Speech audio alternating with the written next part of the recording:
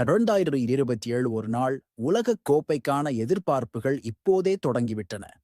இந்திய கிரிக்கெட் அணியின் தலைமை பயிற்சியாளர் கௌதம் கம்பீர் ஒரு முக்கியமான கருத்தை முன்வைத்துள்ளார்.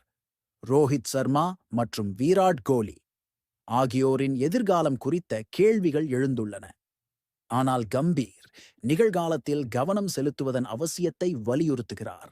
இது ஒரு நீண்ட கால பயணத்தின் ஆரம்பம் என்பதை நாம் புரிந்து கொள்ள வேண்டும். கம்பீர் 2027 ஒரு நாள் உலகக் கோப்பை இன்னும் 2.5 ஆண்டுகள் தொலைவில் இருப்பதாக குறிப்பிடுகிறார். இத்தகைய நீண்ட கால திட்டமிடலுக்கு முன் தற்போதைய தருணத்தில் கவனம் செலுத்துவது அவசியம். ரோஹித் மற்றும் விராட் இருவரும் தரமான வீரர்கள் என்பதில் சந்தேகமில்லை. அவர்களின் அனுபவம் ஆஸ்திரேலியா சுற்றுப்பயணத்தில் மிகவும் மதிப்புமிக்கதாக இருக்கும். அணியின் வெற்றிக்கு அவர்களின் பங்களிப்பு மிக முக்கியம் என்று அவர் நம்புகிறார்.